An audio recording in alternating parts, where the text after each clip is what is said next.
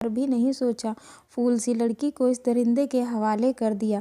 मैं जब उस औरत के मुंह से ऐसी बातें सुनी तो मेरा दिल बैठने लगा और मैंने उनसे पूछा, क्यों, क्या बात है, क्या उसका पति अच्छा नहीं है? तो वह औरत कहने लगी, वह आदमी एक नंबर का अय्याशबाज है। बस यह समझ लो कि पैसे का घमंड था उसे, इसलिए उसने उस फूल सी बच्ची को कुछ पैसों में खरीद लिया था और जिसकी जिंदगी जहन्नुम बना दी। कम उम्र की लड़की के साथ शादी करने के बाद वह उसके साथ दरिंदे जैसा सलूक करता था, लेकिन उसकी जिंदगी नरक तब और हो गई जब उसने लगातार 3 लड़कियां हो गईं। अब तो बेचारी अपनी नरक भरी जिंदगी को दिन गिन गिन कर काटती है।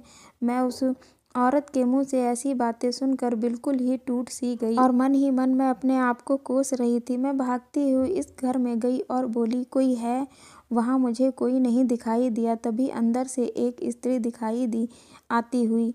मैंने उसका नाम पूछा तो उसने मुझे अपना नाम रिया बताया, जो मेरी बेटी के बचपन का नाम हुआ करता था। उसने मुझसे कहा, आप कौन हैं? मैंने दबी हुई आवाज़ में कहा, मैं तुम्हारी माँ हूँ। इतना सुनकर वह आंसू भरी आंखों से मुझे देखती रही और कहने लगी, आप अब यहाँ क्यों आई हैं? मैंने उससे कहा, मैं तुम्हें लेने आई हूँ। तुम्हारी ज़िंदगी मैं इस तरह से नरक होते हुए नहीं देख सकती। मेरे साथ चलो।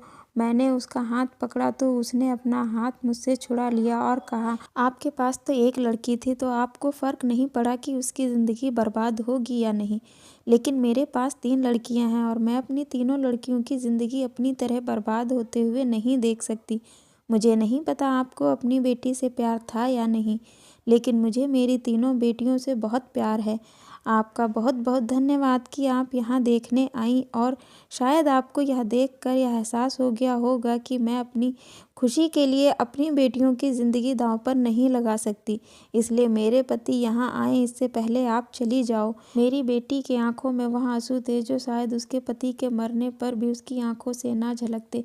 वह आंसू बहुत कुछ कहना चाह रहे थे, लेकिन मेरी बेटी की खामोशी मुझे वह सब कुछ बयां कर गई जो शायद वह मुझे बोलकर नहीं कह पाती। आज अपनी बेटी को इस हाल में देखकर मुझे अपनी गलती का एहसास हुआ कि मैंने कितनी बड़ी गलती की थी।